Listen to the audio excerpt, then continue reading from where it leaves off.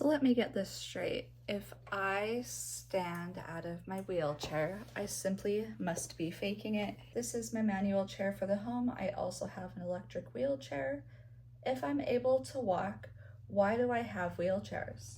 I think a lot of people have this expectation of disability and this binary that doesn't exist. For a lot of people, they only see disability, and disability only counts to them if you're within a realm of suffering or struggling 24/7. Today, let's talk about ambulatory wheelchair use and why it's more common and more valid than a lot of people think.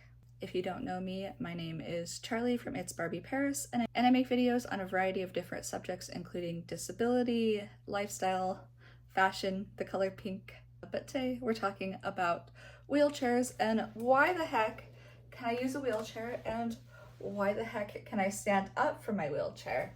That doesn't make sense. First point, I'd like you guys to remember mobility isn't all or nothing. People think it's getting up and going or walking and don't walking, but the binary is less strict and pronounced than they think. The simple truth is my wheelchair has allowed me to be more active, not less. My mobility needs can fluctuate day to day depending on my pain, my joint issues, injuries, etc., all related to my disabilities. As a point too, that nobody, disabled or not, owes you a perfect and while even people that are spreading disability awareness and spreading awareness of injustices within disability and within our world for disabled people, I think a lot of people are concerned about people they've never met. And so what I'd like to say is nobody owes you a performance and nobody owes you the courtesy of sticking to a strict binary of disability that you expect, because simply put, it rarely exists. And so if you have that connotation and that idea, you're going to be forever searching for somebody who fits your disability protocol, which I notice a lot of times people who are overly critical of disabled adults are very supportive of disabled children. And I'm always curious why, but I think it's because they expect the helplessness, they expect, and I don't say that like disabled children have a specific performance, like maybe that's not the correct word, but there's a way that they see that they can help and care for those people. And when somebody has a little bit more independence, that doesn't click with them. It's not, again, and I would like to stress this point, it is not all or nothing. Disability is not all or nothing. Yes, you are disabled, but there's a range of symptoms, there's a range of good days versus bad days, and those vary person to person, obviously. I want you also to remember that wheelchairs are pain management. They are not props. For some people, they're also their legs and their only ability to get around. But for those who do have ambulatory needs, it can be used as pain management. Pain management kind of gets this negative connotation because we expect it to come with like pain management medication that's subsidized and has high stigmatization. But when we're talking about things that relieve pain that aren't those things, they still receive criticism. So it's like people don't want us to receive, achieve, or chase pain relief. We can't have it. There's issues at a pain management medication level. There's issues with surgeries. There's so many things that can lead to pain management and the use of a wheelchair, and not all of it is also in relation to mobility or pain management. It can be used in other types of management, including but not limited to POTS. As my POTS improves, I am still more or less reliant on my wheelchair because I have issues and discrepancies in my joints and in my body. I have a lot of back issues. I'm kind of in a weird point right now where I'm just kind of waiting for things to get bad enough to require surgery. And I don't have a lot of pain management options available to me. What I have is just to take it day by day. I take the over-the-counter stuff because it does not interact with my other medications like pain medication does. But what is something that does not interact with all of that? That is my wheelchair. Next, I want you to understand that being in a wheelchair isn't like this, like, I think people think it's like a free-for-all or it's a fun ride or it makes things so much easier, but in a lot of ways it makes things a lot more difficult. Not only like accessing places, but receiving direct communication. I have a lot of people that I typically travel with my spouse, and even when it relates to me, they will denote to him. And I'm not really sure if they just see the wheelchair and assume that I need help, but they're assuming that I need help in ways that I absolutely don't, like perhaps checking out at a counter or paying for a total or what have you. People treat me very differently when I sit. I think I've told this story here. I know I've told it online before, but I used to live in Utah, and if you're a Utahn, you're familiar with a place called Lagoon. It's a amusement park.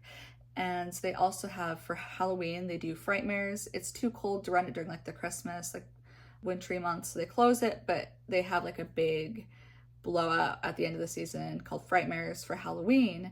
And so some of that is like they have like shows, people come out in like scary costumes, like play music and stuff for you. Some of it is like haunted houses with actors, things like that. And so I was in a wheelchair very similar to this. At the time I did not have my electric wheelchair for when I was out and about. And so I more or less had my husband pushing me through different houses.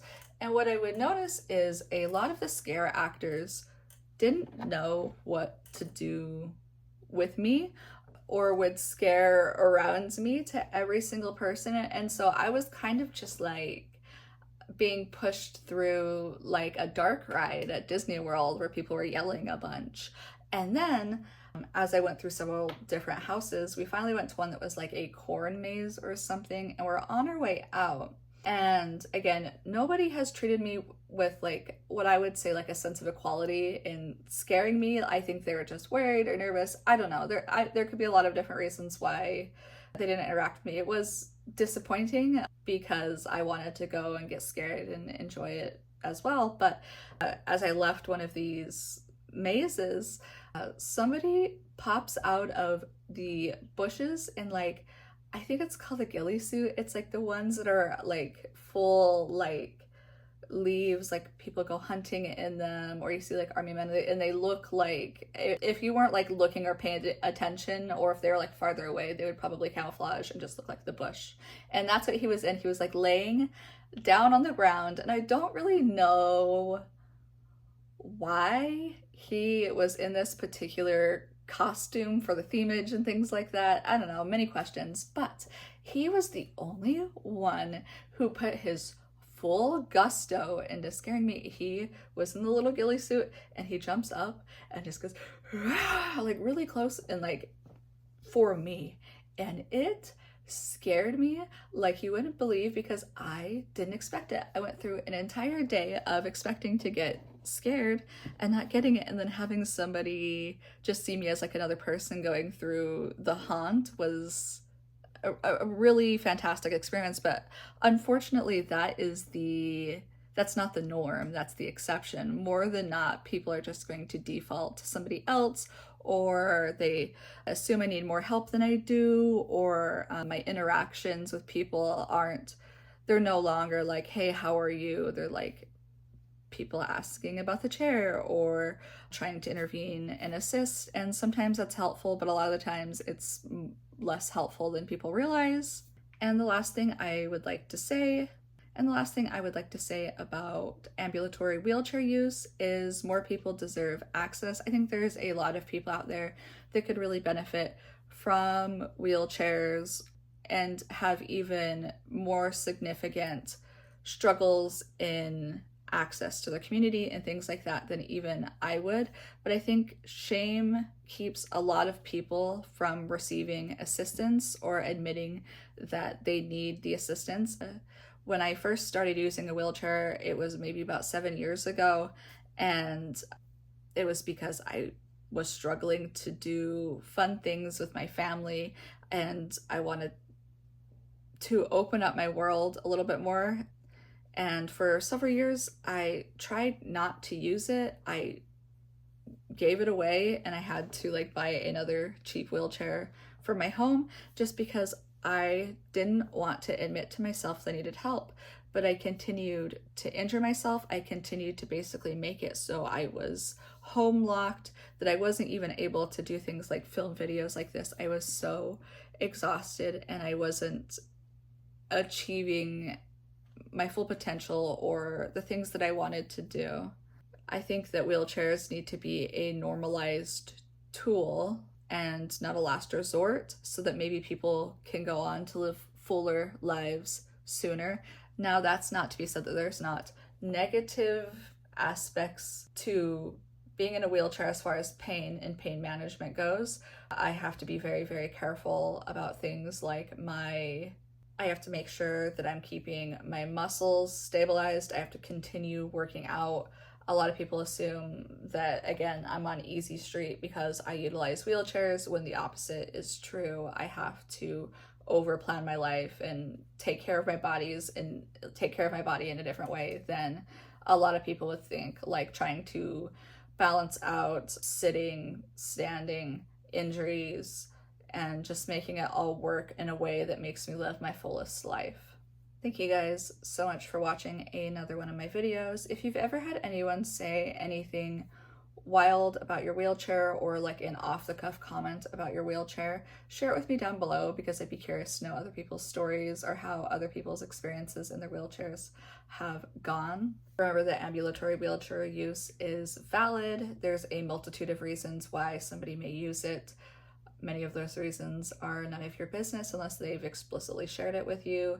Be kind, let people live, and have a wonderful day. I'll talk to you guys soon. Thank you guys so much for watching. And if you guys are interested in more topics like this, please subscribe and I'll talk to you guys soon.